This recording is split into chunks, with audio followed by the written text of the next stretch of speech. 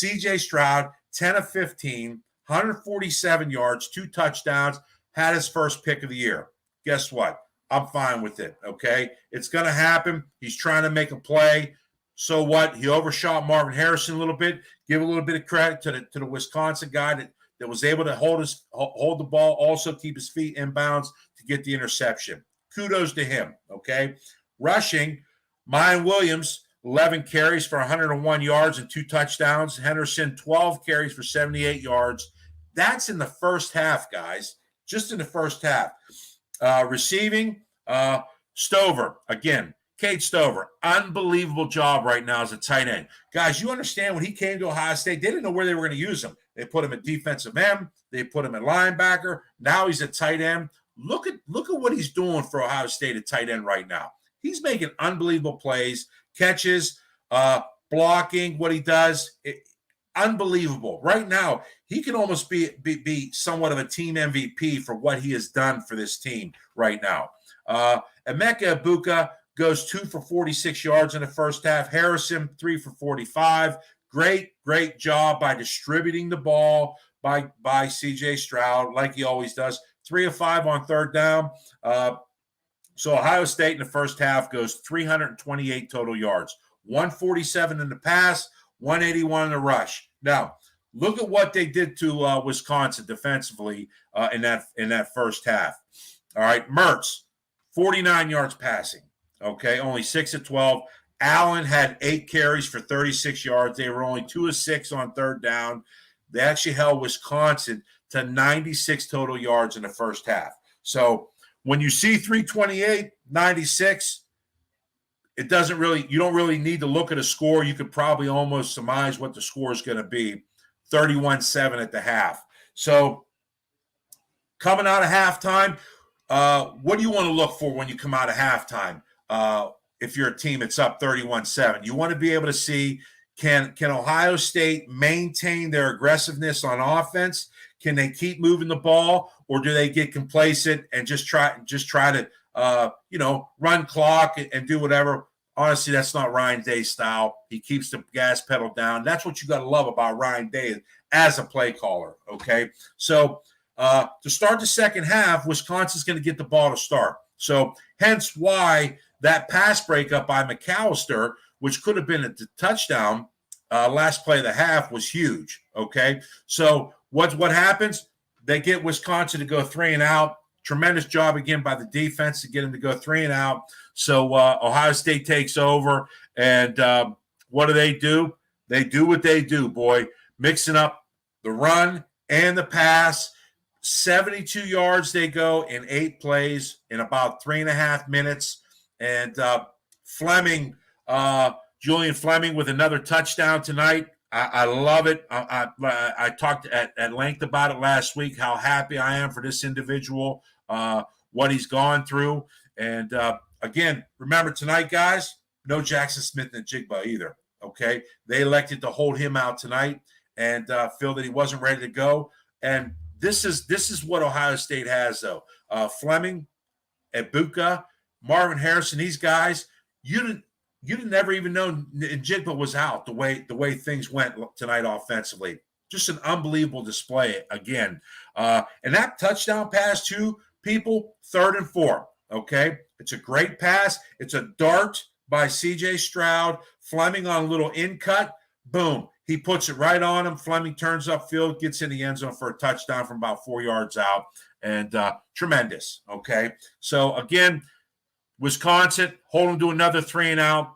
Ohio State gets the ball back, okay? Now, the first little hitch in Ohio State's offense, again, you can't be perfect.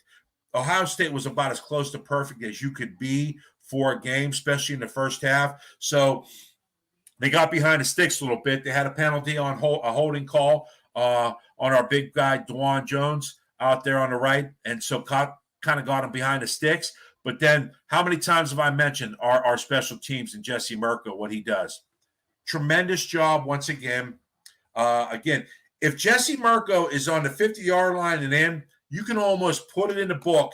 He's pinning the opposition down inside the 10-yard line, okay? So what's he do? puts it right on the 5. They elect to catch it. There's a penalty, okay, on the kick, which now knocks him back 2.5 yards. And Ohio State, where you don't want to be at against Ohio State's defense right now. So, again, they force a 3-and-out, which you got to love when you have a team pinned back, okay?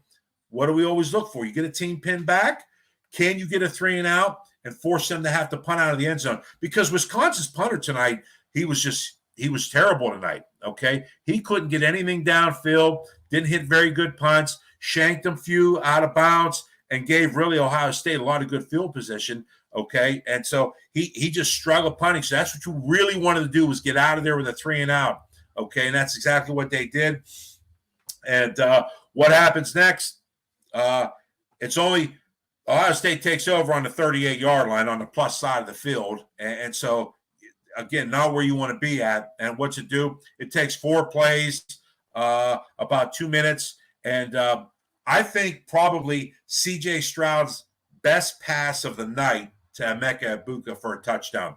It's an 8-yard touchdown pass, and he fired one. When I talk about a dart, I thought Fleming's was a dart. This was a missile that he was able to fit, okay, not only off the cornerback, but the safety was also coming up underneath it. And kudos to Egbuka to holding on, okay? You're talking about a guy flashing in front of him and also a guy hitting him from behind.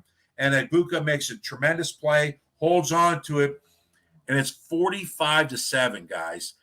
Absolutely unbelievable display offensively with what Ohio State has done, especially the last 2 games. I mean, 77 points last week against Toledo. They scored on 11 of 12 drives. And, now you got 45 here tonight, and the game's not even over. So you can't ask for anything more than what you're seeing right now out of Ohio State offensively when I talk about clicking on all cylinders. Excuse me. So they kick it off to Wisconsin, and Wisconsin probably would have liked to have had this type of drive to start the game. They go 14 plays, 80 yards, and they take 7.5 minutes off the clock. It stretches over the third quarter and part of the fourth quarter. And I kind of figured this was coming as far as Mertz.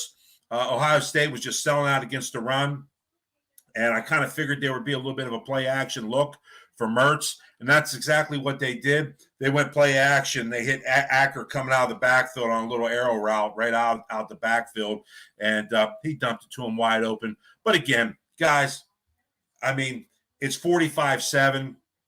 Ohio State's just trying to sell out to stop the run. It's going to happen down there. Not a big deal whatsoever. So it's 45-14. Ohio State gets the kickoff, and what do? Again, unbelievable. I thought Kyle McCord might have come in for this last drive here, but they kept the ones in, and they kept C.J. Stroud in. And again, it didn't take long.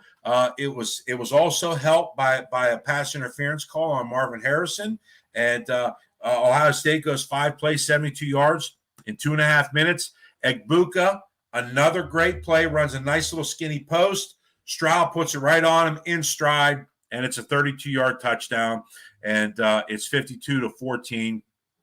And again, guys, the game was really over at the half. I mean, let's face it, it really was. So Wisconsin gets the ball, Ohio State subs, and what happens is Allen goes 1 play, 72 yards. That'll be talked about in film, I'm sure. That some coaches will be upset with that a little bit. So